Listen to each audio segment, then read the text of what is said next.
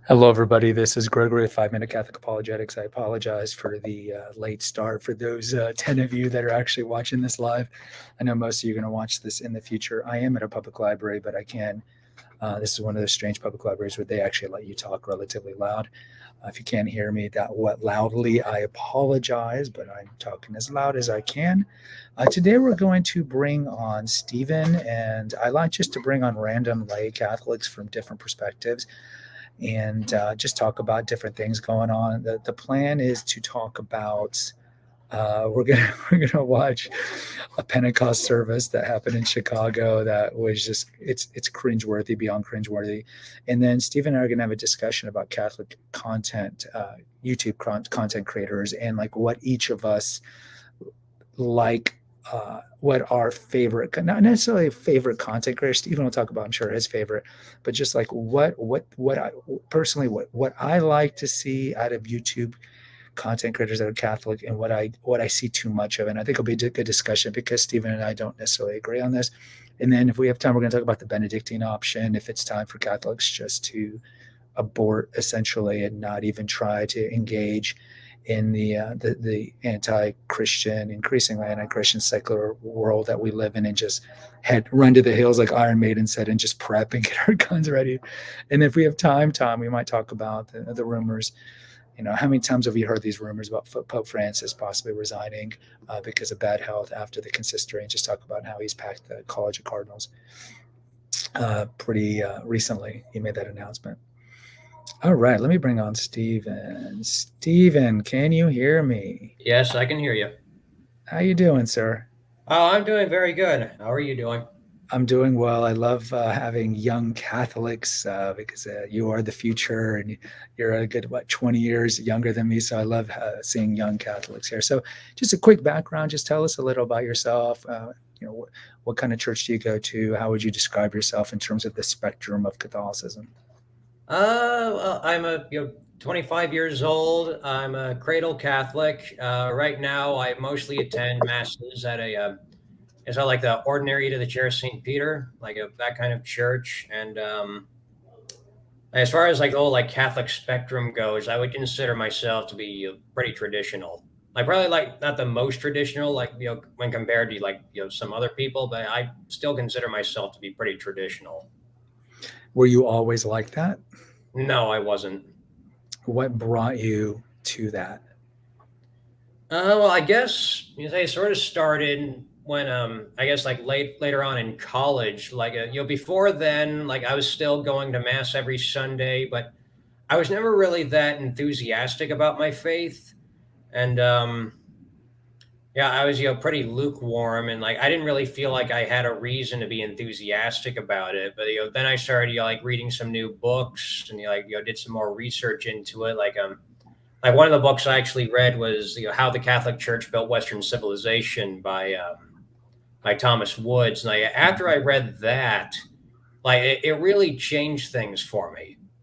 It's like I actually felt like I had a reason to be proud of my Catholic roots, and I guess you could say it was all just downhill from there. Do you ever feel there was a time that you were thinking about leaving the faith, or were you always at the worst point, maybe just kind of a lukewarm, moderate Catholic, and now you're much more fervent in your faith? Well, I was like, there might have been like a couple of times like pretty early on, like maybe when I was like going through my like confirmation classes, where I was actually wondering if I was even going to be staying in the church for the rest of my life. Like I wasn't really sure back then, but like for some reason or another, after that, I just sort of like abandoned those ideas. I just sort of remained like this like lukewarm Catholic. I think like maybe the reason for that had a lot to do with my beliefs in the Eucharist. Yeah. Because like you'll hear like a lot of people say like once you accept the doctrine of like transubstantiation, like it's very like it becomes very difficult after that to accept any other faith other than Catholicism. Yeah, and it's sad to think the large percentage of Catholics don't even really believe in the real presence, and I think that can be kind of linked to the lackluster liturgy that we've had. And I think that's a great segue into this. So we're going to look at a mass now. This is from Novus Ordo Watch, which is a Sedevacannus YouTube channel. We could talk about them later on. We have at least two Sedevacannus here right now, and so I want to make sure I give attribution to them. So let me share the screen. This, and I'm not going to play the audio because it's a copyright infringement potentially. So this service, in the background, they're playing Kool and the Gang's Celebrate. Celebrate, good night, come on. Da, da, da, da. So just imagine this is being played at Pentecost, the Feast of Pentecost. Stephen, can you see it? Yeah, I can see it, and I already seen like this video before. Like I watched it yesterday in preparation for this interview. All right, so we'll just watch it. It's only like 2 minutes. Yeah, it's like this first part, like it was like holy water mixed with like that like bubble fluid, or is that what he's doing? I don't Like, I think was a little bit the confused about that when I saw that. Like, that's why I sort of assumed that it was like he took some of that like bubble water and he mixed it with holy water, and like he's blessing people that way. I think that's what it is. I mean, and is he the priest? Because he's on investments. Like, look at the band. Look at the band. So now they're kicking in to celebrate. Let's see who's in this. We got the keyboard. We got the basses. We got the drums. It's a classic Novus Ordo band. Uh-huh. I think they got some bangos in the back, maybe. Yeah, maybe. They got some drums in the back. It was like, the bubble part was like cringy enough for me. But then like once this happened, it was sort of like one of those like face palm moments. Look at the people. Well, congratulations, Diocese of Chicago. You have officially ruined this song for me. Look at the people are actually getting into it. It's not one of those, sometimes the people are just don't wanting to clap. I mean, a lot of people are actually, look at the priest. Yeah. Look at the wooden IKEA altar. Look at this guy. Yeah, like that's like another thing that I noticed. Like, if I didn't know any better, I would have assumed some kind of like Protestant like mega church, because that's really what it looks like a mega church. Yeah, man, let's look at the background. I guess those are the Stations of the Cross in the back, and they're in wooden relief. A lot of wood in this church. There's probably not a lot of statuary. Look, the priest is high-fiving this guy. The deacon is over here in the front. And the large majority of the people, this is like a charismatic Catholic mass almost. Yeah, I know. It's like, and it's like, funny that you mentioned like that wood, and like looks like they got like some carpet in there. It's like, I really hope nobody drops a cigarette, because that whole place would just go up in flames. And look at the people. So look at the people. The majority of the people are 50 plus, right? If you can just look, do you see any large young families? Do you see any women that are veiled? No, it's all these people that grew up in the 70s and 80s and 90s and loving the spirit, sure, in the spirit of Vatican II, because they're all like white hair, older people. Yeah, it's sort of like, now that you mention it, is like a lot of these, like the sort of like the vibe that I get from a lot of these like parishioners are kind of like like those folks who grew up in like the 60s, 70s, like hippie generation, and then just never outgrew that. Never outgrew. I mean, they're the ones who think that. Let's go back here. I mean, they would probably hate going to a Latin mass, right? Mm-hmm. Or I mean, they would probably be bored to death by a Latin mass. It's too silent. It's too silent. Wait, why would there's no upbeat music? The priest turned his back to me, and I'm offended by that. So, I mean, there's a lot of websites. Like Complicit Clergy has a lot of these kind of liturgical abuses that drive me crazy. I think Holy Family Monastery, the Sedevacannus site, they have a really good compendium one. I mean, there's a lot of sites that kind of focus on this.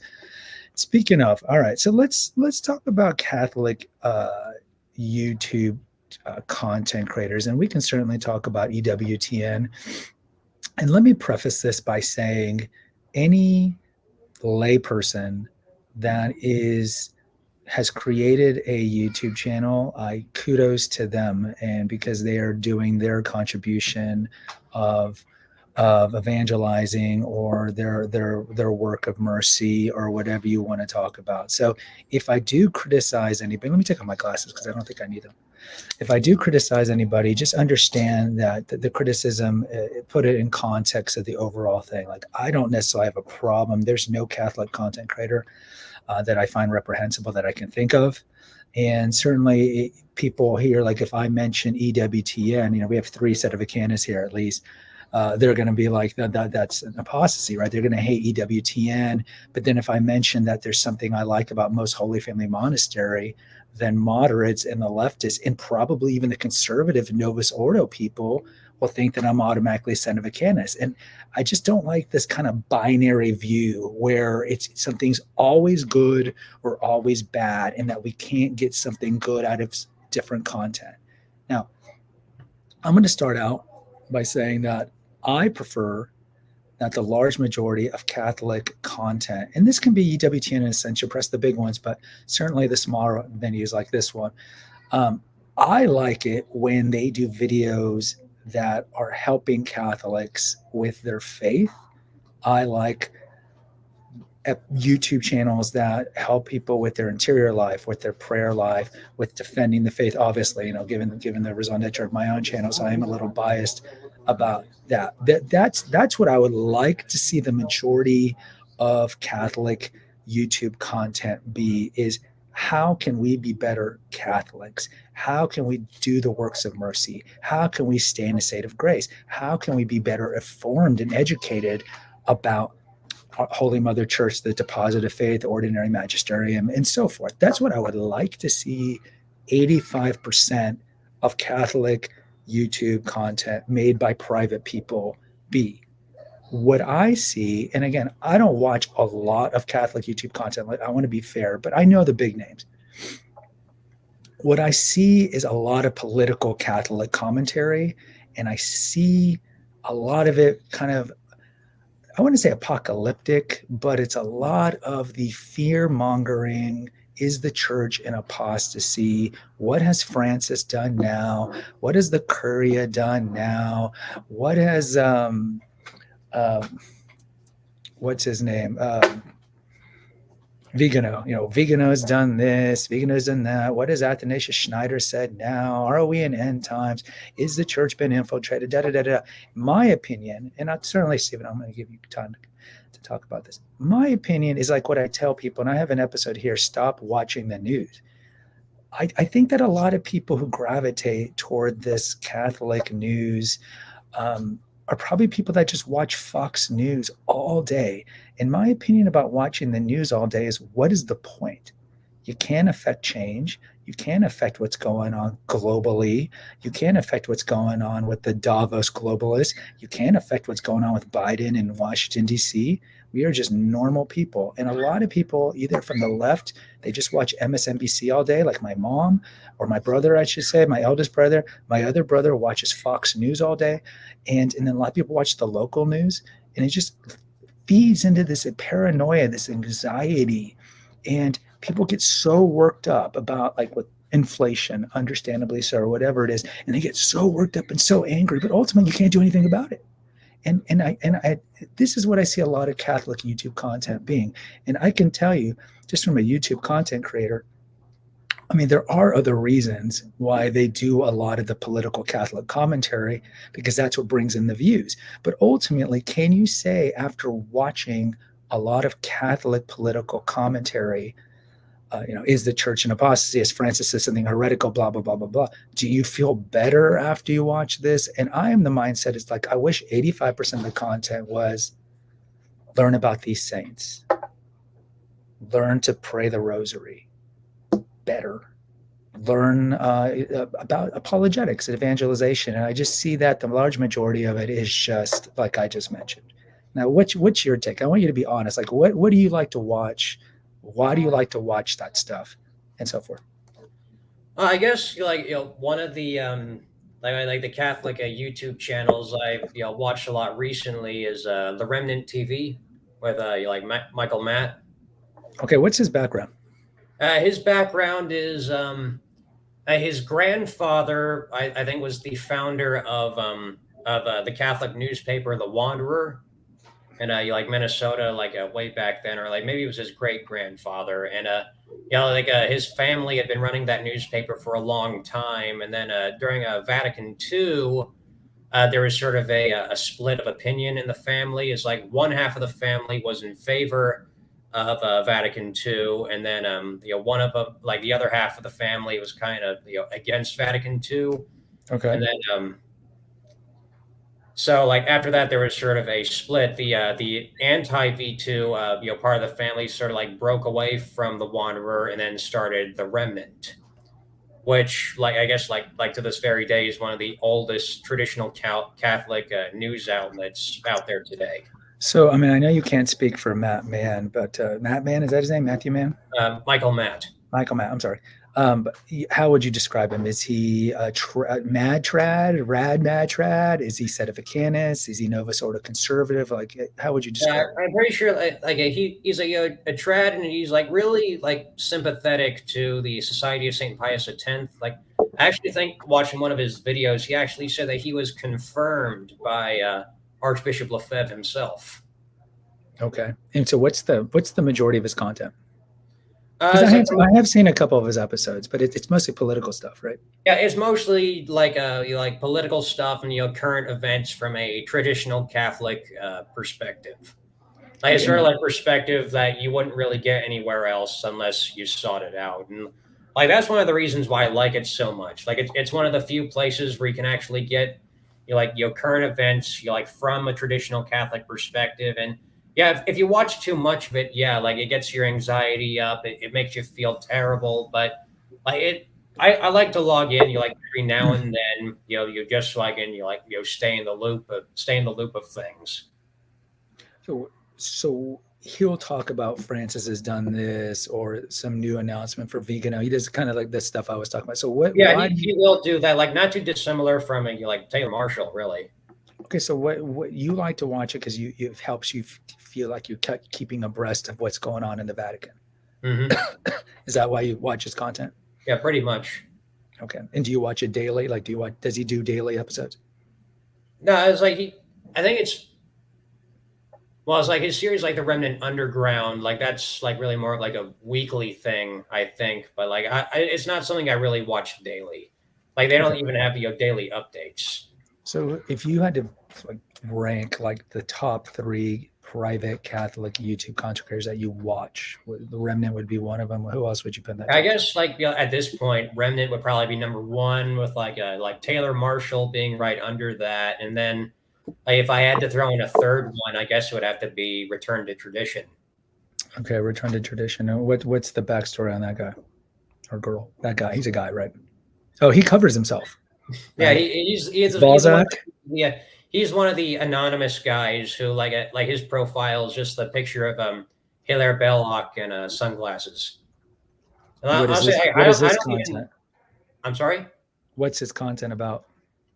It's like I guess like it's like current events and like honestly I haven't really even watched him in a while. It's like these days it's mostly just like the Remnant and Taylor Marshall, and like I don't even watch that on the daily anymore. So you don't necessarily agree with my perspective in that watching this I think leads a lot, and I get why people watch it, because a lot of traditionalists are frustrated. They need an outlet where they can go, whether it be Reddit or Facebook or to YouTube, where they can vent out their frustration of what they've been seeing the last few decades. And they probably feel helpless, especially after maybe the prohibition on the Latin Mass last year. And I think maybe they seek solace in this content. Would that be a fair characterization as to why? Yeah, I think that would be a pretty fair characterization, and like I do agree with you to a certain extent. Like that, like people like us just take in way too much of that content, and it like honestly like from I guess like from a mental health perspective, oftentimes it'll just like make us feel worse than we already did. But yeah, at the same time, watching it like every now and then like doesn't really do any harm, and I always like felt that it's good to like rather be in the loop rather than out of it. Okay, so I'll just play the devil's advocate. So why be even in the loop? I mean, it's not like if we Francis did this, Francis did that, or the Sangon Mafia might be trying to put this guy as the next pope. We can't do anything about it. So it's almost like people who get anxious about getting on a plane. They're like, the plane's going to crash, plane's going to crash. You worrying about it, not you, Stephen, but just in general, people worrying about getting on a plane, is it going to affect the outcome of the plane? The plane's going to crash because of the pilot or the mechanics. So I just feel like I get why people watch this content because they're worried and they love Holy Mother Church. But I just feel like I think traditionalists need to step back and worry less about the apostasy and more focus on their prayer. Because I mean, I think it's like end times. You see this in the end times Protestant groups, but there's that Catholic priest in Canada who's all end times. It's like all these people worry so much about it. I think we just need to worry about our own road to salvation. Persevere to the end, like Jesus says. And I feel like, okay, so if the church is in apostasy, or the church might be in apostasy, how is watching Marshall's content or the remnant or whoever is going to improve my spiritual life? It might make me more in the know, but how is it going to make me a better Catholic and increase my chances of getting to heaven? Well, it won't, and of course, like in my defense, like I never said it actually would. Like all Right, it right, does, right. like the only like virtue of really like watching it is that it allows you to stay in the know. But as far as helping you get to heaven, I only like prayer and like indulging in the sacraments and reading the Bible and like even like reading some of the writings of the saints. Like that's that's gonna do like a much better job of getting you to heaven than like just watching these news outlets every single day. But in general, you're not necessarily attracted to that content, though. Well, by which content? Just that kind of, let's say, the Thomistic Institute has a really good podcast about learning about kind of Thomas Aquinas and dealing with the kind of the reconciliation between theology and philosophy through kind of the Thomistic point of view. It's kind of a little dry, kind of boring podcast, but it's very informative. Like something like that would not appeal to you. Or the SSPX, they have a YouTube channel where they have a sacrament, or a podcast too. They have a sacrament series where they're going through the seven sacraments, and they're talking about kind of like what's wrong with how this sacrament was originally pre-60s, and then what's wrong with the Novus Ordo administration of that sacrament. Um, just kind of that kind of stuff, or some of the stuff on EWTN, Hmm. something like Father Mitch Pacwa, the Scripture and Tradition, where he goes through different scripture and talks about it through his Near East expertise. Like that kind of stuff you don't find it too interesting. Yeah, really, not really. It's like I'm really more of like a like I would watch podcasts like if I was looking for something a little more specific. Like if there was like an episode that dealt with a certain issue that I wanted to research, like I might watch that. But no, I'm more of like a hardcover or paperback sort of person. I'm sort of like the guy who'll go to like Barnes and Noble or to like a Catholic bookstore or half price books, and like I just get more of my information from like the material I can buy there or on Amazon. All right, guys. So, I mean, call in at any time if you want. Like, who are your favorite YouTube content creators? I'll throw some names on you. You let me know if you watch them or you find them interesting, and I'll mention some. Like, I think Census Fidelium. Do you ever watch that YouTube channel? It's Father Ripperger. But it's mostly a lot of his sermons, and they do a lot of like Saints of the Day videos and stuff like that. Are you Yeah, I've familiar with heard them? of it, but I've never really watched it before. I find their content to be like really good. I find the production is good, and they did start a series recently where they are doing more political stuff. But as a whole, I would say 90% of that content is just about improving your faith. And Father Rupert has sermons on demons, and he has one on the four stages of courtship, and just a whole range of topics. I find that content Hmm. um, to my liking. What about Pints Yeah, with it's funny that Aquinas? you actually brought that up. Like the 4 stages of courtship video, I've actually watched part of that. It was a long time ago though, but I have watched part of it. I would say Ripperger is. I mean, if you, in that video he talks about how you shouldn't even kiss until you're engaged, and I totally see the arguments behind why he believes that. But he's definitely well loved in the kind of FSSP, Hmm. the TLM community for sure. Pints with Aquinas, like Matt Fradd, I find his content, I like his presentation, and as a whole, he does talk a little about the news, but I think he's more like full length interviews. He'll bring on different people from different backgrounds, or like former Protestant converts, kind of like what's the old EWTN show that Marcus Grodi, the journey home. That EWTN show has been on forever, where he interviews former uh, Protestants who've converted to the faith from different denominations. But I like Pints with Aquinas. I find his content not to be too inflammatory, and it's not apocalyptic. I think he stays away from a lot of that. I can't say that I watch it a lot, and a lot of his content is very long, but I don't really have a problem with his content. I find it maybe it's just his Aussie accent. What about EWTN? Do you watch any or listen to any EWTN content? As I don't think I've watched any EWTN stuff since I don't know, maybe high school. But like the only reason like I'd watch like any of that was because like, I guess it was like just something that we'd watch in a theology class. And why is it that you don't like it, or you don't find it appealing? Because they do have a lot of different types of content over there. I don't know, maybe it was a little too mainstream. What's I wrong with was that? like I really like the stuff that's a little less like mainstream. So you do like, since you're a traditionalist, you tend to like the traditional stuff, Hmm. and you do like the kind of the is the church in apostasy kind of stuff. Yeah.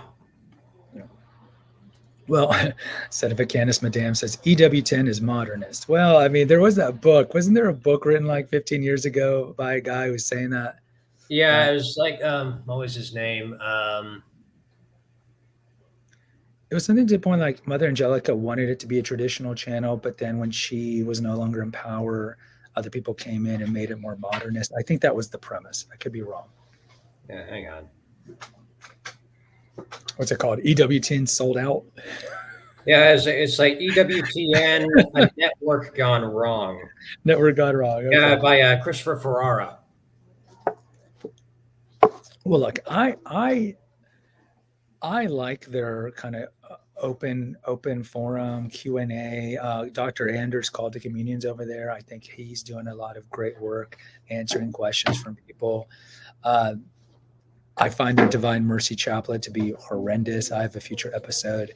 They have at 3 o'clock. They bring in that really bad R&B Divine Mercy song. It's so, to me, it's so cringeworthy.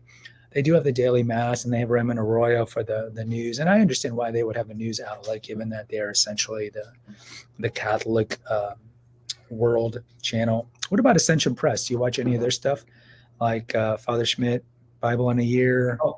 Oh, Father Schmidt. Yeah, I have watched some of Father Schmidt's stuff, but it was a while back. But it's kind of like with like the Remnant and like Taylor Marshall. I don't watch it on a regular basis. I find Ascension Press's content to be good because they have different personalities. Like they have a monk who does daily episodes. They have a couple that talks about what it's like to be a Catholic couple. They have Father Schmitz over there, the Bible in a Year. They have like 4 or 5 different creators, but they don't really talk about politics. And that's why I like it, because I am of that kind of minimalist point of view where what is the point? What is the point? Why should I get all riled up about what's going on in the Vatican if I can't affect the change? What's the point? And look, I mean, from a content creator, Vegano, you can type in keywords on Google as to see what is kind of cresting what's in vogue right now. And a lot of Catholic content, I want to say a lot because I can't speak for a lot, but a lot of them will just put vegano in the title of their content because vegano, the word vegano will get into the algorithm of Catholic content. And a lot of people will just see the word vegano and boom, they'll click on it. So I would say, anyone watching this later on, don't underestimate the power of mammon when it comes to Catholic YouTube content creators. I mean, don't think that they're any different than Protestant megachurch people or anyone else on YouTube who wants to make a buck. And I worry, especially since they are Catholic content creators, that I think they should be held to a higher level. And I'm not talking about EWTN or Ascension because they're corporations, but I'm talking about more the private ones. I think they need to be very, very weary of being vigilant as to not worshiping mammon and just be more concerned about making money from views than actual good content. Because to me, and I'm biased, Stephen, because I have an apologetics evangelization channel, like I think it's more important for Catholics to know how to defend the faith or to even know the faith. And when I see content creators that pretty much all their content is, no offense to like the remnant, you're not making Catholics smarter about their faith, more knowledgeable about their faith, being able to defend the faith better. All you're doing is whipping people into fervor, paranoia, worry, and anxiety. And I think that doesn't benefit them at all. So I would like to see, as I mentioned, more content like Ascension Press or history stuff. So let's talk about, someone wanted us to mention Most Holy Family Monastery, the Diamonds. Have you ever watched any of their content, Most Holy No, Family I Monastery? haven't. Okay. So for those of you who don't know, they are a Sedevacantist. I mean, they're probably the oldest Sedevacantist content creators out there. They've been around at least 10 years, if not more, probably more. And it's the two Diamond brothers. And they're brothers, like religious brothers, from what I understand. I will admit that I've watched their content, and I am not. And see, the mainstream Catholics will freak out that I'm watching Sedevacantist content. I watched a lot of their history stuff because I think they do a really good job on history, on different saints, what a pope said about certain things in the past. They have an excellent treatment on the magicians. They have like a 3-hour series on showing how magicians actually use the occult to do things. They have a really good series on the Orthodox, on Orthodoxy, Greek Orthodoxy, Russian Orthodoxy. And they have a lot of good stuff on history. And then they have a lot of good debates with Protestants from the early days. And then they have some debates with, Novus Ordo heretics, because they are very want to call everybody who doesn't believe in them a heretic, which is very, very Sedevacanist. Just like the subscribers here will do the same thing. But I find some of their content to be great, and I don't have a problem saying that. What about the SSPX content? What about their YouTube channel? Yeah, as I've only watched like their content a couple of times, and like I've always found it to be very like informative. And I think like the most like recent one that I watched was a video on sede privationism. Like I Uh-huh. don't know if you're familiar with that at all. No, tell me about it. Yeah, it's like sede privationism. It's kind of like sedevacantism, only like sede privationists believe that it's like they believe that like the post-conciliar popes are valid. It's just they haven't achieved like hang on, I have to like you'll pull up the exact wording here. It's been a while since I've actually looked into it. I enjoy the SSPX content because I think that the priests that they bring on know their stuff, and their sacrament series is great. The Crisis in the Faith series, they have like 50 episodes of that. I think a lot of what they say speaks truth. And again, for those of you who are maybe moderate middle Catholics, the SSPX are not schismatics. There's this Mhm. kind of this reputation about the SSPX being Pope haters and Mhm. being schismatics, and they're not schismatics. They just have irregular status per Rome. Now, go ahead. Do you have a definition of it? Yeah, I had to pull up the Wikipedia definition. It's like sede is a doctrinal position within traditional Catholicism, which holds that the current occupant of the Holy See is a duly elected pope, but lacks the authority and ability to teach or to govern unless he recants the changes brought by the Second Vatican Council. So, like, the SSPX did an entire video on that, basically explaining why that position is wrong. And And it's like what I don't remember what their argument was. Like, the only thing I can remember is that like their analysis of it was pretty thorough. Well, I appreciate their content. So I mean, look, I think are there any other big subscriber content that we're missing? I mean, of course, there's smaller ones. Like I had the religious hippie at Amber Rose on not that long ago, and she's got a good sized channel with the kids, the kiddos. Um, are we missing any other big content creators? I don't really know. It's like, as far as content creators in general, it's like, the Catholic sphere on YouTube just makes it like a very small percentage of like the content that's actually on that website. So it's like the big ones like Taylor Marshall, like Francis Aquinas, like Father Mike Schmitz. I think we've covered most of the really big ones.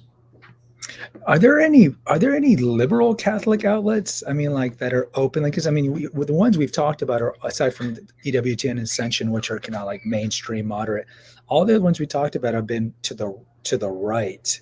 Do you know any to the left, or do we On just you not really? We don't know because we're on not YouTube, left. no. On YouTube, no. But on TV, yes. It's called CNN. No, but with Catholic stuff. Yeah, that was a joke, Greg. I know as a joke, but in terms of Catholic stuff too, what about I mean, do you ever watch Bishop Barron stuff? Not anymore. It's like I used to watch like a lot of his stuff when I was in middle school because like I went to Catholic school all the way up until I went to college, and like for like teaching materials, like in like middle school and high school, like our teachers would use a lot of his like videos on YouTube, or like even like some of like the series that he did before YouTube. And he was still just like a priest back then. He was known as Father Baron. So, I mean, to be honest, I probably didn't even know about him until about a year ago because I don't really watch a lot of YouTube. I kind of just live in a cave. I turn off everything at 6 and I turn off my phone at 8. But I've watched two of his episodes, two or three. And again, in all charity, I know he's a bishop. He recently got promoted, demoted, moved from wherever he was in California to where do you go? Somewhere in the Midwest. Yeah, so I think it was like Minnesota or something like that, which coincidentally, and I know you and I have talked about this off screen, but like Minnesota is also the home state of the remnant. Is it? Yeah. Yeah, maybe that's a sign. But I find his content, and look, again, a lot of people have their faith's been bolstered by his content, or they've come back to the faith based on their content. My impression of Barron, it's very based on scant watching of his content, is that he is like a politician. He's middle of the road. He comes off a little unctuous to me. Like he comes like, I think he's a Fulton Sheen wannabe, but lacks the sanctity of Fulton Sheen. When you watch Fulton Sheen's content, you're like, this is a holy man. There is a canonization effort out right now on him. When I watch Barron, no offense to Barron, and I would tell this to his face if I ever met him.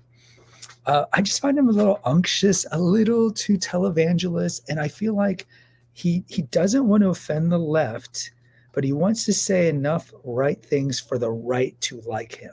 So he never really says anything that would be insulting to either side. Like he's a good Catholic post-Vatican II employee, like an apparatchik in some ways.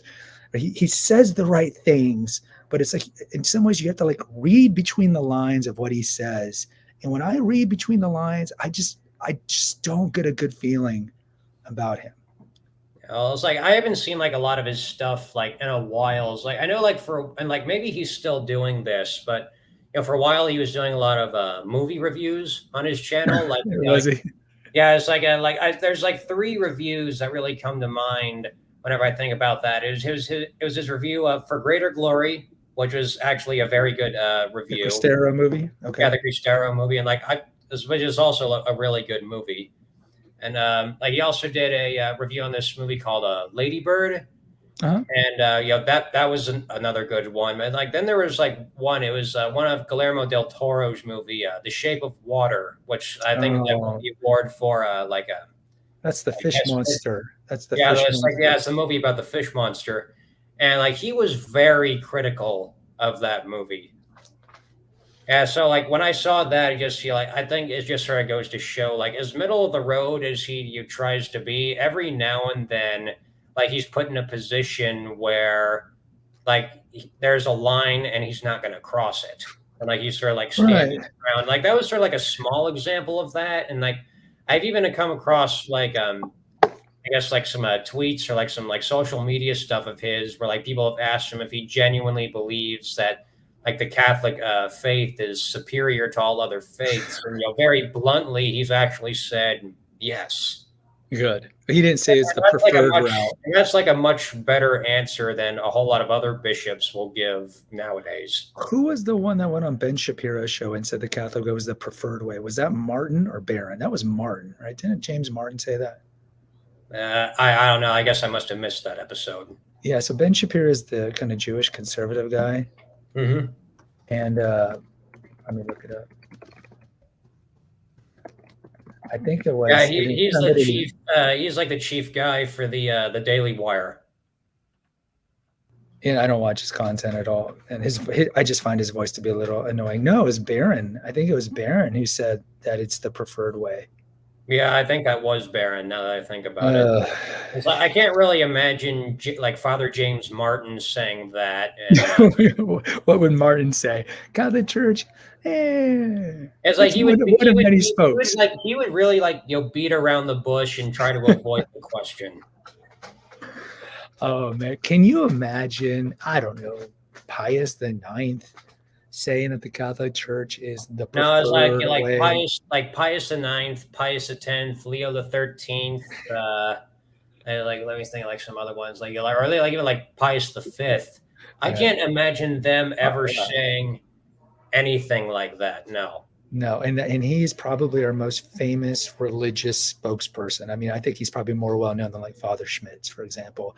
And he's Hmm. saying, and this leads to what I have an issue with, which is kind of and I'm sure the SSPX people here would agree, of the kind of indifferentism that's pervaded the church, this false ecumenism, where we have to respect all non-believers and all non-Christian groups, the Orthodox, the Protestants.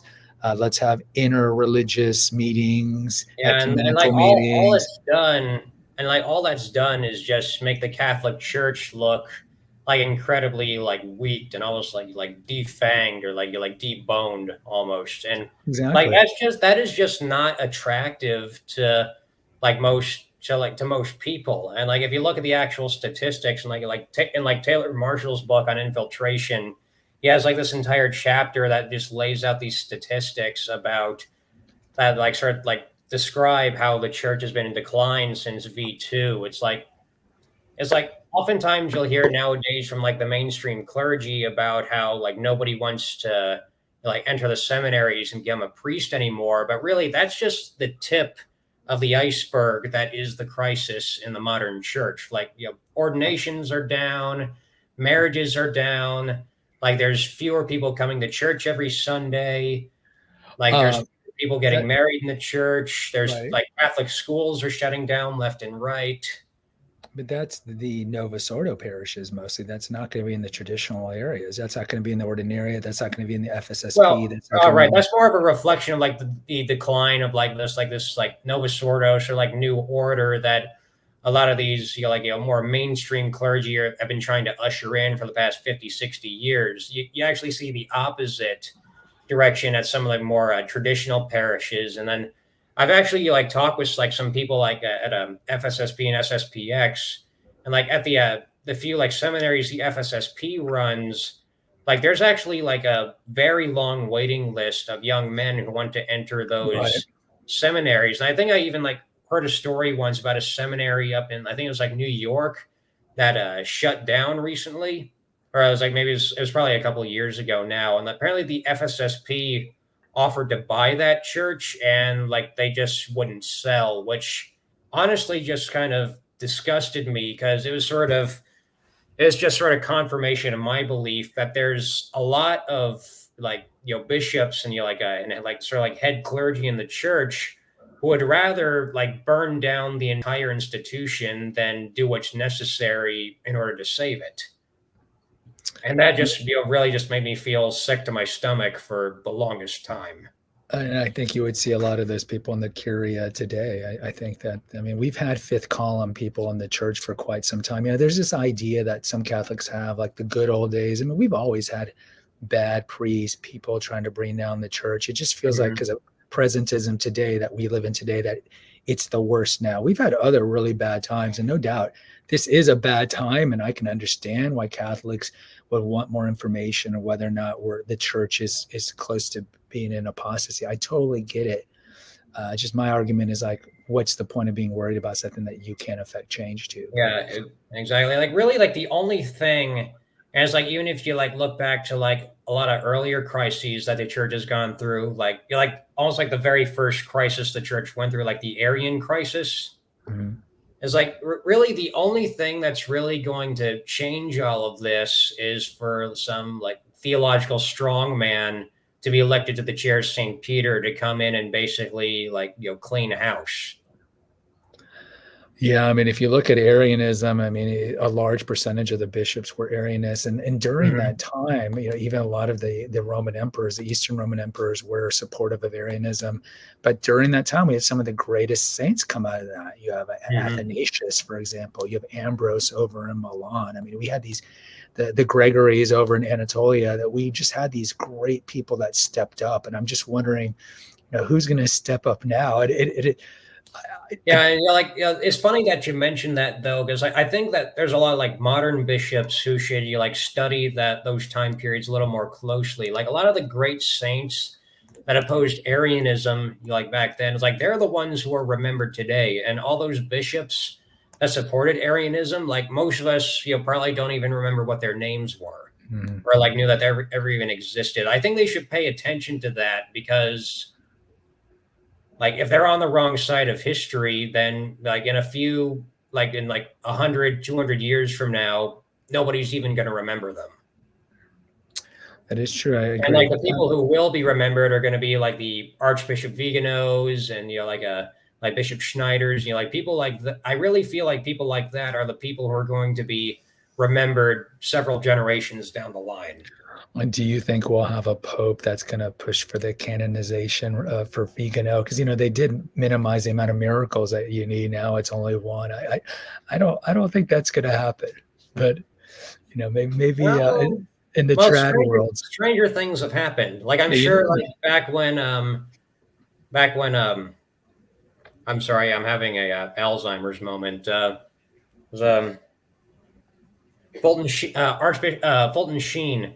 I'm sure, like back when he was still alive, like there's a lot of people who admired him, but I'm sure, like at the time, there was plenty of people who never could have imagined that we would be pushing for his canonization, and like now he's already declared venerable. Yeah, I think some of that's political, Stephen, too, because we don't have an American-born saint. Elizabeth Ann Seton, for example, wasn't born in the United States. So I think there's a couple of saints that are canonization efforts that are vying at the same time. There's that guy from the Korean War who was a soldier. I can't remember. He's got a very ethnic name. Yeah, I didn't even know that. But like all I'm saying is that stranger things have happened, and I wouldn't rule it out outright. Well, I mean, if you talk to your grandparents, or like I talked to my grandparents, I mean, they would shudder at the church that they see today, especially the social issues that are. You might get a little different reaction from my grandparents because like most of them were Protestant. Yeah. Well, I mean, look, the fact that we have to tell Catholic young or Catholic middle-aged not to support Gay Pride Month this month tells you a lot about the upward battle we are on the social issues. And I think, unfortunately, with gay marriage, that's an area that we've lost that culture war, and that's going to go into the Benedictine option we can start talking about. But really fast, somebody said FSSP needs to have a YouTube channel, and I don't think they do.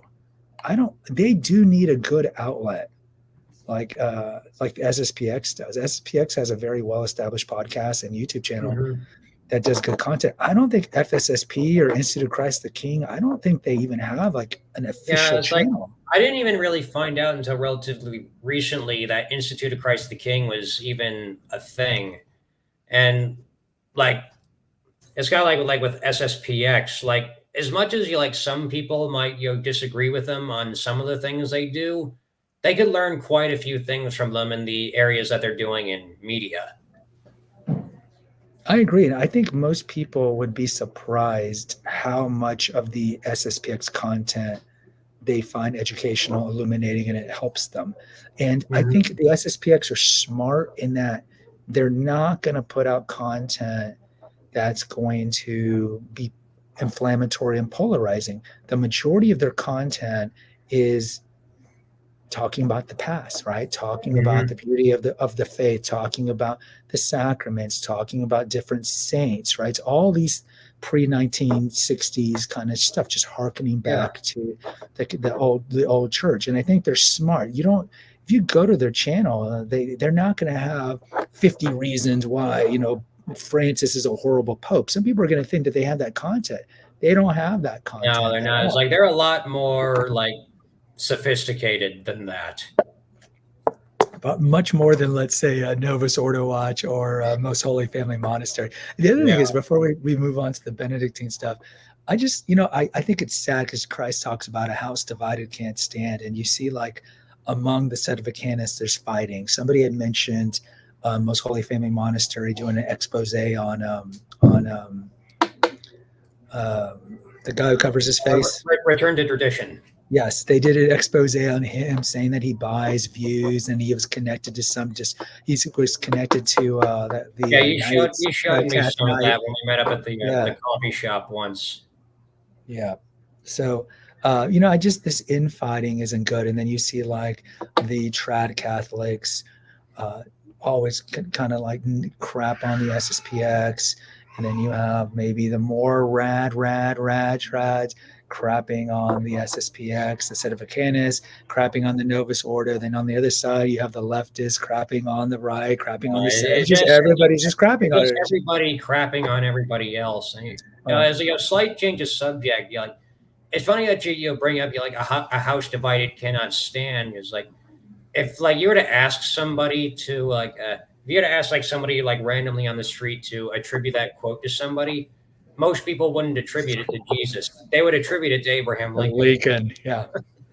Because I think maybe Lincoln said it in his speech. Maybe that Yeah, was it. Lincoln did mention it in one of his speech, but unfortunately, it's become like way too attributed to him, and like most people don't even realize that he got that from the Bible. Well, because that just shows you how illiterate a lot of Christians are about, being literate on the Bible in general. Mm-hmm. But I just think it's the fractiousness among the Catholic content in YouTube is emblematic of just the fractiousness that we see in the church right now, and it's sad.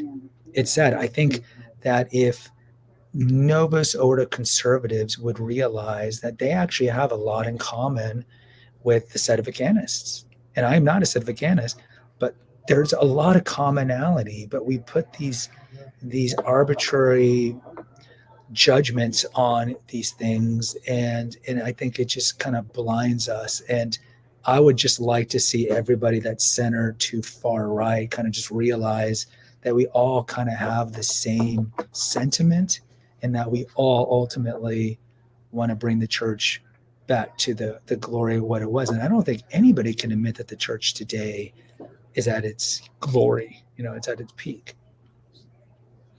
All right, so let's talk about the Benedictine option. All right. Do we think, let's pull it up here. It's number 3. I wasn't able to rearrange it. Is it time for Catholics and other like-minded conservative Christians to just run to the hills and just opt out of trying to affect change in cities and in institutions. No, but I can understand why a lot of people think that way.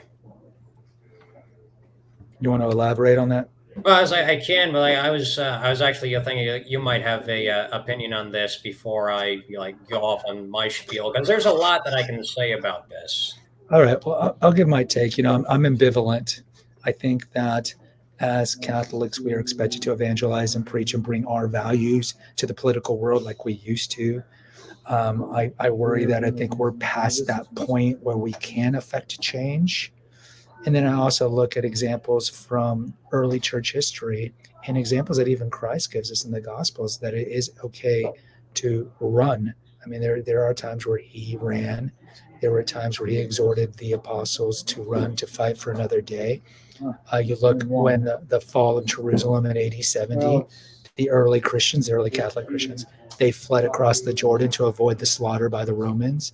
So I think it's like, and for you guys don't know, the Benedict option, that has nothing to do with Benedict XVI. That has to do with Saint Benedict, the original kind of the father of the monastic movement, and how during the kind of he was like early 6th century, late 5th century, like during that time where Rome was in shambles. He fled and created the kind of Monte Cassino, I think, was the monastery, and just kind of created with his sister Saint Scholastica the kind of monastic life, and just opt out and then create a movement that can later affect change. Mm-hmm. You also see that in England. England with Ireland was Catholicized a lot by kind of the English, and then England went kind of to the waste, and then the Irish were the ones that came back and brought Catholicism back to England. But I don't know. I'm torn. I mean, I think that we're supposed to fight, but I don't know. I'll claim humility here, and I don't know if we can change, especially the social issues. I don't know if it's too late. What do you think? Especially with the social issues, it's going to be pretty difficult. And after hearing all that, it would probably be a pretty good idea to maybe put some of that Benedictine option stuff in the motions right now. Sort of as a way to prepare for the worst. You set up these little agrarian communities out in the forests or the mountains or in the plains. It's sort of build a template for rebuilding civilization after some sort of collapse, almost something akin to the collapse of the Roman Empire. But I'm not 100% certain that it's too late. And I think when a lot of people bring up the Benedictine option, it's mostly coming from a bunch of these burnt out culture warriors who feel after Obergefell v. Hodges that the social conservatives basically lost the culture wars and it's time to go out into the hills. But I think a lot of these individuals really underestimate the the psychology of their enemies. Do they honestly think that a lot of these social progressives and all these lefties aren't going to come for them out in the country? Right. And if they don't, I say, yeah, tell that to the Branch Davidians. It's Right. I think that's psychologically, a fair point. yeah, it's psychologically a lot of these left-wing individuals, for all their talk of anti-colonialism, they're actually very colonial in nature, and they're not going to be satisfied until every last person on God's green earth is either converted to their worldview or they're shot in the face. I think that's a fair point, because if you look at the Benedict example, right, they were able to flee to parts where there was essentially no government at all. So even if you had a bunch of traditional Catholics who moved to West Texas or Eastern Oregon, you're still living in a state. And as I would say, we're in soft persecution for sure, right? Catholicism or traditional Christians in general from Washington, D.C. I don't think there's any question. It's not as bad as it is in Scandinavia or Canada, where priests can't even preach about homosexuality, but it's coming. I certainly think that the hard persecution is coming. And you're right. I mean, you can move to Pecos, Texas, where the county might be very conservative, And the state as a whole is still relatively conservative down here, even though we have too many Northeasterners and Californians moving in to make it a battleground state. But eventually, like you said, with the Branch Davidians, I mean, the federal government, it's a Leviathan. And even if Biden's not in power, I don't necessarily ever, and I could be wrong, see a world where we're going to have this arch traditional minimal government Jeffersonian America anymore. I mean, we're so far from what the founding fathers perceived government's role to be. The federal government is so bloated, and government never relinquishes power. Right. I think we can never get away from the tentacles. So, I mean, somebody said do both for sure, and we can move to West Texas. Yeah, it's like we can definitely do both. And before you can do, there is one thing, other thing that I do want to like latch on to my commentary on this. Like a lot of the advocates for the Benedict option, like as I said earlier, are saying like their primary motivation for implementing it is that the culture wars have effectively come to an end after Oakville v. Hodges. And like, maybe this is me being naive about it, but like, I'm not 100% convinced that the culture wars are over. Like, especially like in light about like that Supreme Court leak, like, I guess you say like, regardless of however they do eventually like rule on like a Roe v. Wade, I think it's like very clear evidence that despite like what the Benedictine people would have you believe, the culture wars are still very much ongoing. Well, I mean, the polls I've seen on Roe v. Wade, I think it was like 60% of Americans do not want it abolished. And maybe they don't understand that abortion isn't going away. It's just going to go back to federalism. It's going to be the it's like I do think that that's certainly the case. But like, the thing is, like, it's not something that's really being like I guess like the good thing with like the Supreme Court justices is that they don't have to rely on like polls or like keep track with polls in order to keep their jobs. Like those are like lifetime positions. They're appointed to their positions, and regardless of however they rule, they're still gonna like have a job when they wake up the next morning. I mean, I think I would take the cynical approach. So even if Roe v. Wade is overturned, you're certainly going to still have abortion. I think it's a great victory because I would say at least 20 states are going to prohibit it in their area. And of course, California will fly these people over. But if you look at transgender movement, the next one is going to be bigamy movement, zoophilia, bestiality. You're going to have unfortunately, like a lot of that stuff is already happening. Like I think I heard somewhere like in Washington State, like bestiality has actually been legal for a long time. Well, this is what happens when you redefine marriage between one man and one woman. As soon as you break that, then what's wrong with five consensual adults marrying each other? What's wrong with NAMBLA, National Man Boy Law? Now they've renamed it. It's like it's MAP. It's like man. I forgot the new term, but I mean, that's the next thing too. It's like, well, if they're consenting and they're consenting, I mean, this is the Pandora's box. And you see with transgenders, how quickly that's moved in 10 years, where there's states that allow minors, 14, 15-year-olds to start taking chemicals to change themselves without parental permission. We bring that up as being wrong. 10 years ago, the idea of that was just unthinkable. And like, that's why I'm really hoping, I'm just really hoping that, like, if the Supreme Court does like decide to overturn Roe v. Wade and decides to overturn Roe v. Wade, I'm really hoping, like, best case scenario, like it might be able to give some like give back some more momentum to those social conservatives that warned a whole lot of people that this stuff was going to happen if we legalize gay marriage. It's going to like push things in the other direction almost.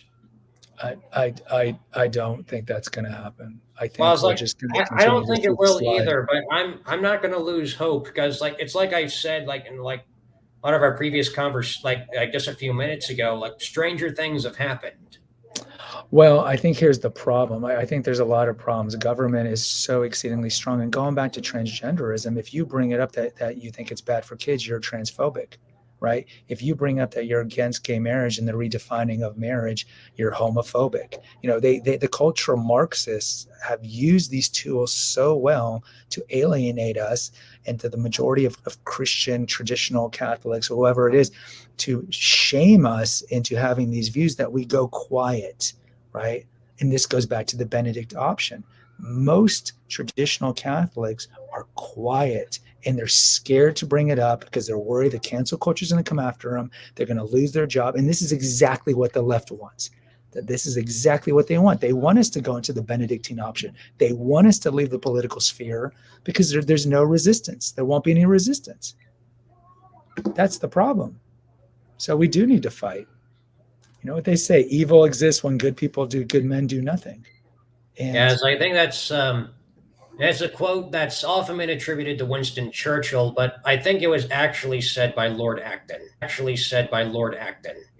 uh, so I think we do need to fight, and Christ said we got to take up our cross. And if we just all kind of run away, I mean, we already know, reading the tea leaves, what the United States is going to be in, what it's like now. Who knows what it's going to be like in 20, 30 years. It's going to be horrendous. And I think I'd rather fight. And if we end up in camps and be martyred, so be it. I don't know. Let's cover the last topic here really quickly here. There's been rumblings that Francis might resign. I mean, we've heard this, I don't know how many times. But he announced recently, how many new cardinals did he make? 20 something? Something like that. I think we've been hearing rumors about this for probably like the last 8 years. Yeah. My view is I don't care because he's going to die. We're going to have a new pope eventually. I can't affect change. So why does it affect me? Me reading up on it and having beliefs like the church is an apostasy. And I get in these conversations with people on Facebook groups. They'll be like, the church is an apostasy. It's apostasy. You get this from a lot of the rad trads. I'm like, how do you know? You live in Wisconsin. How could you possibly know if the church isn't apostasy? It's this sin of hubris that you see with so many people. But I'm just like, I don't know. I know what I need to do to get to heaven. I need to stay in a state of grace. I need to do my works of mercy, right? I need to go to mass. I know what I need to do. So if he's going to resign, he created a new cardinal like the guy in San Diego. Okay. So what? That's my view. I can't affect change. Almost who cares? But again, a lot of views, a lot of clicks when people talk about this stuff. Is Francis going to resign? Is he going to be bunk buddies with Benedict? Like that HBO. Was it HBO that had that movie with the two of them, with Jonathan Price? It was Netflix. It was a Netflix movie, The Two Popes. Yeah. Ultimately, who cares? That is my view of who cares. What's your take on it? Yeah, I guess you say I got a pretty similar take on it. I'm just trying to think, will he resign? I don't know, maybe. But it's there's one thing I think we can assume, for a fact is that he's probably in a way worse state of health right now than Benedict XVI was right before he resigned. And because supposedly the official reason for Benedict XVI resignation was for health reasons, and then we all kind of assume if that was the case, he was probably going to be dead in a few years. Well, it's been almost 10 years since that's happened, and he's still very much alive and as healthy as he's ever been. So I think the new rumor is that after he brings in these cardinals in the summer, late summer, he might resign because now he'll have his new lachies, his new apparatchiks in power, and then he can just go out the window because he knows that he can affect change from the outside as to who the next pope will be. But also that's one of the reasons why I'm hoping he doesn't resign, because if he does resign, him still being alive, him still he could probably still try to influence that papal election from the outside if he's still alive. That's why I'm hoping that he just continues on his pope until pretty much till the day he dies, and that's how it's supposed to be. It's there's only been 2 popes in the entire history of the church who have resigned, and that was Clement the 15th And then It's Benedict, like 500 years ago, something like that. yeah, it was something like it was him, and then Benedict the 16th. So like I feel like if Francis resigns, it's going to set a really bad precedent for like the papacy, because like the papacy is supposed to be a lifetime position. And like him resigning, that's basically he's basically going to be like redefining what it means to be pope. Yeah, because in the past, like you mentioned, like popes would get enfeebled, and they would still be pope, and like other people would take in the vacuum and help out. Like think of John Paul II near the end of his age, or when he died, when Pope Paul VI, when he died. All these popes, they were not at their peak. Even Pius XII, the last few years, that's when a lot of people around him started scheming, allegedly. But yeah, I don't know. I can't imagine us getting a better pope if he does resign, or if he dies in a year or two. I mean, what is it? Something like there's 110 cardinals now that can vote, and he's put in 80. I could get those numbers wrong, but I Yeah, think like something three quarters. Yeah, something like that. Yeah. yeah, It's like like regardless of whatever like is gonna happen, like like in like sort of like the traditional like blogosphere, it's like there's this like one other like blog thing that I came across a while back that said that yeah. the cardinals are already starting to make preparations for the next conclave. Like if that's true, and then like a story about Francis' declining health is also true. I feel like in a few years from now, like at the most, like he's probably not going to be pope anymore. Well, we know eventually he won't be pope, and I just can't Like imagine us getting yeah, somebody eventually that's he's supportive not going to to us. be pope, but like I think like that day is probably going to come a lot sooner rather than later. Well, no doubt. I mean, he's of age and he's enfeebled. Right. But I mean, can we really expect us to get a somewhat sympathetic? Like, what's the percentage chance of us getting a pope who's going to lift the prohibitions on the TLM? Yeah. See, it's really not 10, that good. 20%, maybe. I mean, we might get some Maybe. some wolf in sheep's clothing, somebody who's pretended to be moderate or even liberal, but once they become pope, they're going to show they're truly conservative. Yeah, Kind of like kind of. Pius the 13th from the Young Pope.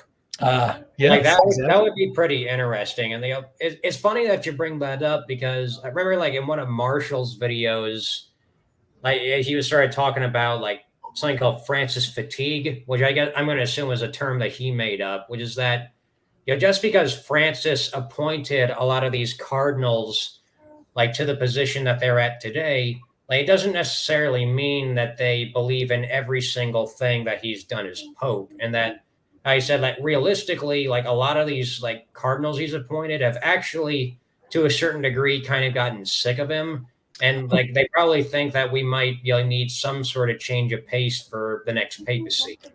Well, okay, I'll have the cynical view of that. I think they might be tired of him, like a lot of people are when they see that their pope is old and dying and that they need a new change. But a lot of them are indebted to him for the hat that they got, and they're still simpatico with him in terms of the ideology. So yeah, they might want, there's that old saying, fat pope, skinny pope, fat pope, the curia stays the same. So they might Mhm. want a new pope, but I think they're all simpatico. I wouldn't say all, but a lot of them are simpatico, and we know that there's a high percentage. And we've talked about Bill Donahue, the Catholic League, came up with that new book, kind of a fresh look at the sex abuse scandal, at the preponderance of bishops or homosexuals. So they have kind of all of that tied to each other, like all this dirt and blackmail that they have on each other. So I just Mhm. think that most of the cardinals that he's picked are indebted to him. So even though they might be tired of him, I just don't see all these people who are like-minded. Many of them are either supportive of the social teachings changing, or of homosexuality, or being more lenient, and all these things. I just don't see one of those being like Jude Law's character in The Young Pope and be like, boom, I'm going to be Innocent the Fourth, or some super trad, and just, I don't know. Like, we'll find out. We'll find out. Well, it's like I said, stranger things have happened, and like I won't rule it outright, but realistically, yeah, you're probably right. Yeah, yeah. Anything else you want to talk about? Uh, I think that's about it. Any book that you recommend to people? Oh, so you had told me you had started reading Plot Against the Church, Maurice Prenay, the Nom de Plume. What's your take on that? I think It's in the trad circles, that book is, I think, pretty well known. Yeah, it's like I didn't even find out about it until you introduced it to me. But like I gotta say, like it's it's probably one of the most controversial books that nobody has heard of. Right. Like that's how I always describe it. It's the most controversial book that no one's ever heard of. Yes. And And like the material in there, it's incredibly based. So it's like anybody who watches this, if you like material that's just completely, totally, and unapologetically based, then Plot Against the Church by what, Maurice Pinier is definitely for you. But if I was you, what do I'd you go what do out you and mean buy by a copy base? as soon as you can because like the more you like, people from like Amazon or like sort of like the more mainstream people find out about it, they're going to do everything they can to take that book out of circulation.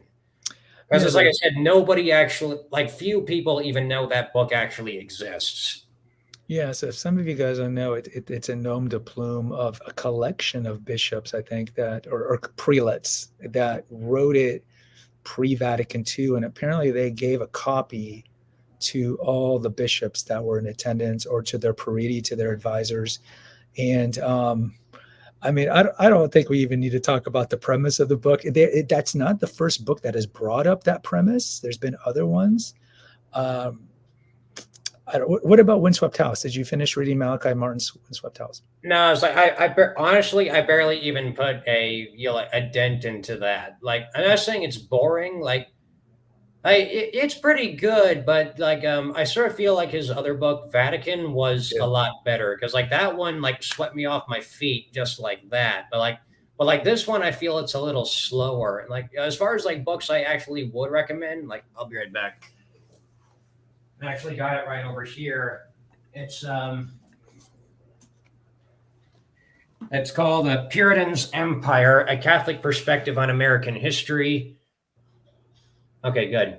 By Charles Colomb. So, like, for those of you like here in the United States, which I assume is probably most of the people watching this, or like those who have an interest in American history, I would highly recommend this book. It just sort of gives like a history of the U.S. from like the colonial period all the way up to LBJ, like his Great Society program from a sort of traditional Catholic perspective. And he doesn't really go beyond LBJ because, like, he considers everything after that to be in the frame of current events, which I don't know might be a reflection on how old this book actually is. So is it kind of like Woods's book where it just talks about the contribution of Catholicism in America, or is it more about talking about the anti-Catholicism that was always in It America? talks more about the anti-Catholicism that's always been very like prevalent in the U.S., going all the way back to the colonial period, all the way up to like LBJ. I see. Yeah. Well, Go ahead. but it also it talk. I guess you say it like it talks a little bit about the contribution, but it talks mostly about the like anti-Catholic bias and like prejudice that's always existed in this country. Okay. It's like a lot Well, of people don't realize this, but like during like the colonial period and like even like during the early days of the Republic, like Catholics were oftentimes treated basically as second-class citizens. well, I mean, it's understandably so, given the history of its founding. I mean, essentially, it was founded by Anabaptists. You know, Mm-hmm. the Puritans were Anabaptists, and they were a lot of the popery. You know, too much popery. And Maryland, of course, was founded by Catholics, but yeah, and then later on, you see, really before the influx of the immigrants, there was when it was more of a WASP country. Yeah, you definitely saw it. But the immigrants came in and changed everything, and now we have the Hispanic immigrants that have definitely changed the demographics. But you recommend that. And going back to Malachi Martin, I think a lot of traditionalists know him, and I would agree. I think Vatican is a historical novel where he barely changes names, and it's essentially from 1945 to like 1980, right? Yeah, And it's like said like during the last months of the Second World War, like 1945, all the way up to like pretty much the 1980s, and like that last chapter they don't even give like exact dates. So really, that last chapter could have took place like pretty much in any time you could imagine, realistically.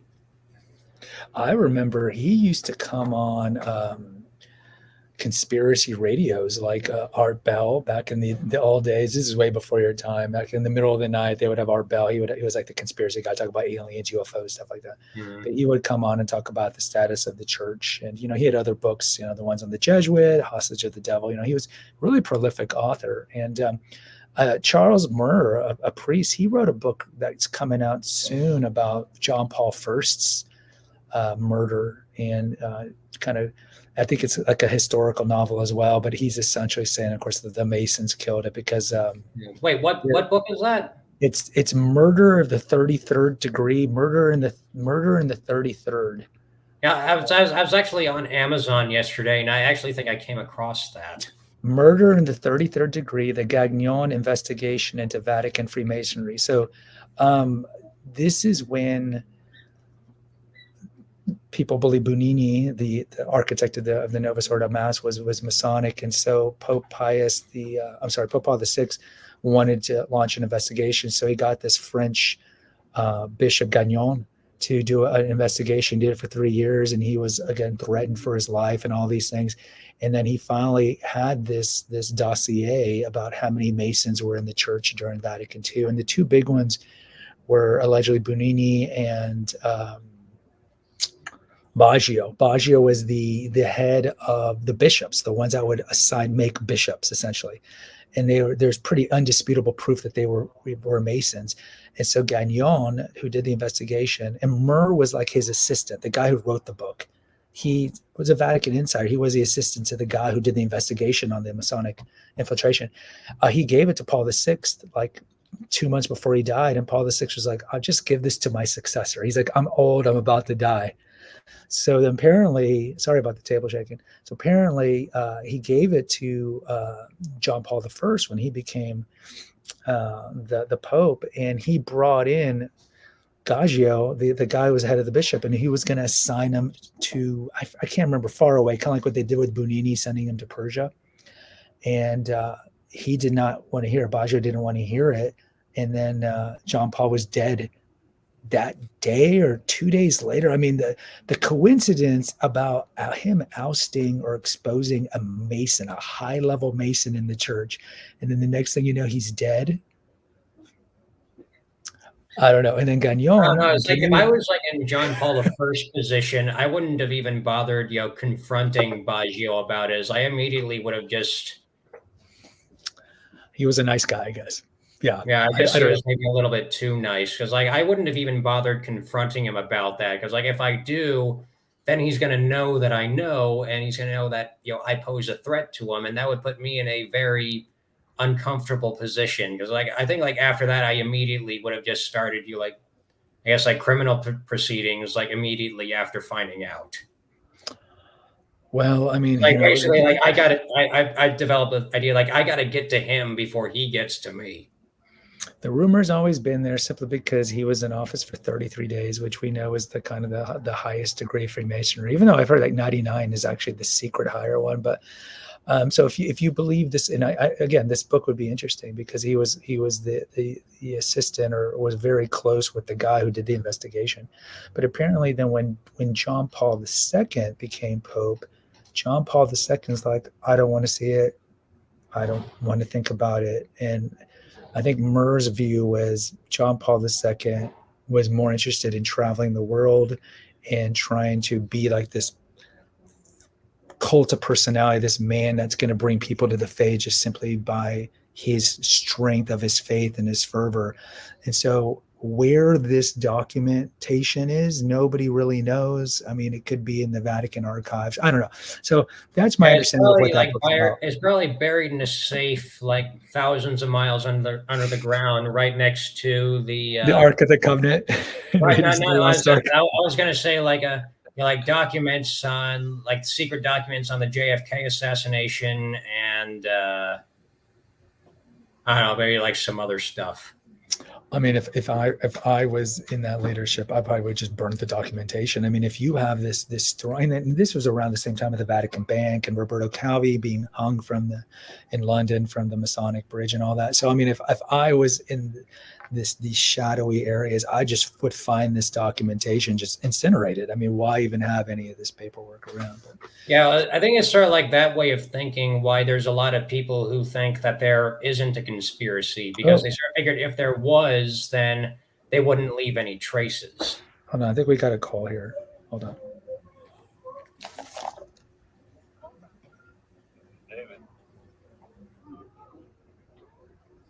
David?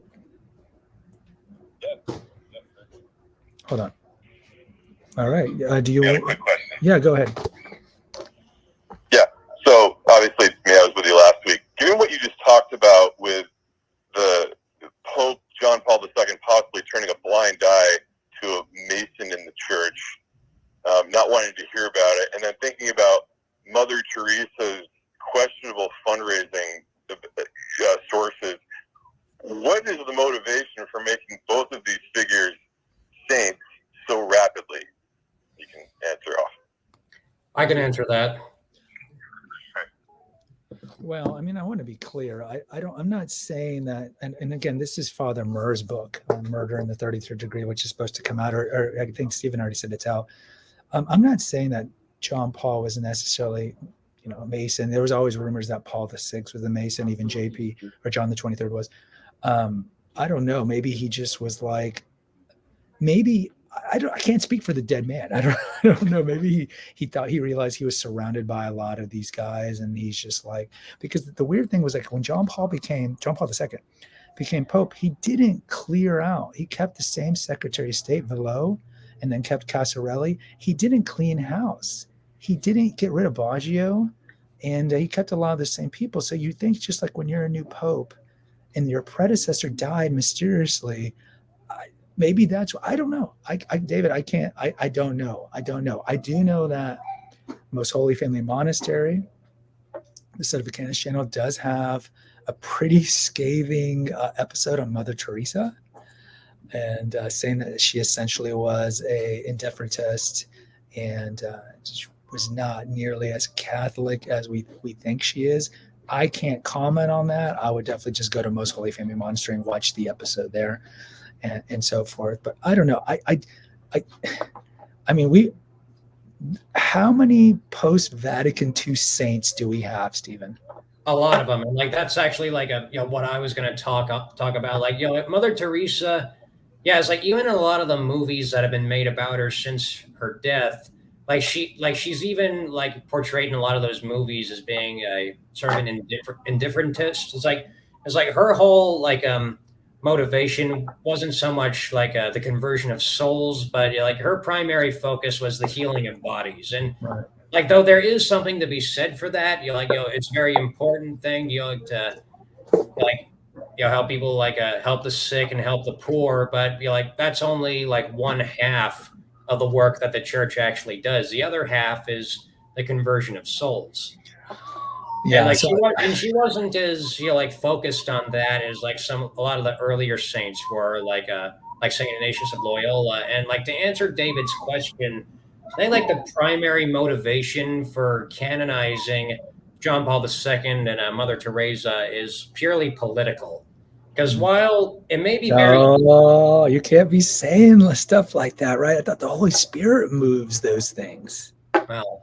Because let me explain my my reasoning for that. Because while it might be very easy to criticize a pope or criticize some religious sister who's doing missionary work in India, that's pretty easy, and it may even be acceptable in some circumstances for Catholics to do that. It's a lot more difficult to criticize a saint.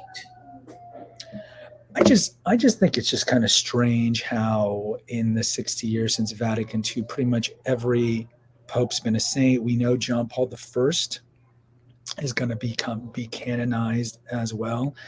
And I just think it's strange when we've had a long run of no popes being saints. And then we have John the 23rd. We don't have Pius the 12th. We don't have Pius the 12th. And I remember hearing that like there was a canonization effort after Pius the 12th died, and Paul the Sixth, when he was the Pope, squashed that because they didn't necessarily get along.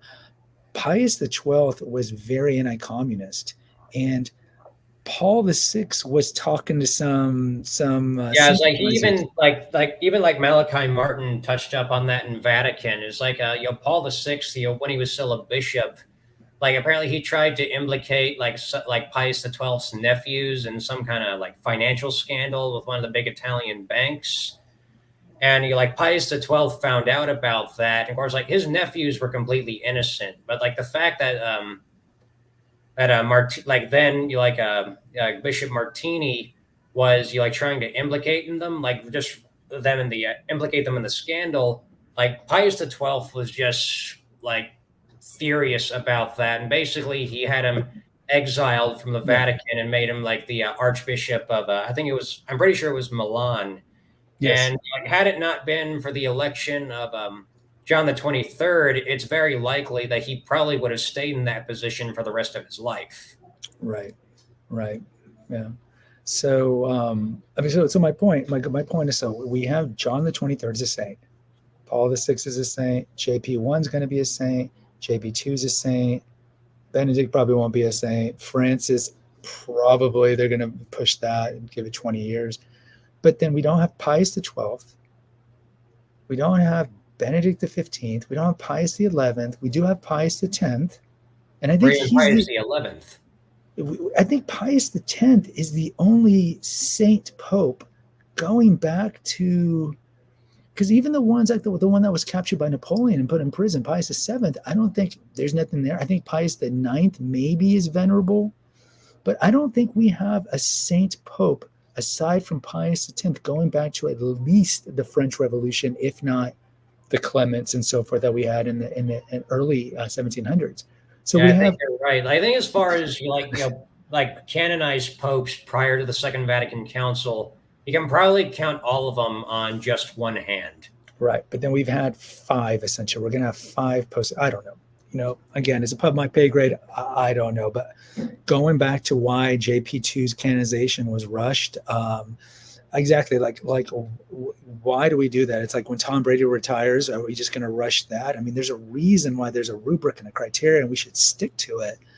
And I don't know why Benedict. I mean, I guess I could see why Benedict would approve it because he was worked under John Paul II for so long. But I don't know. I mean, some of the saints that we've had canonized the last few years, I don't know.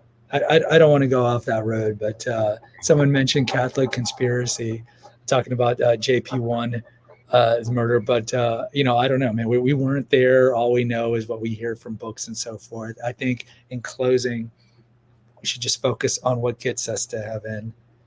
And don't worry about what's going on in the USCCB or in the Vatican. That's just kind of my go away.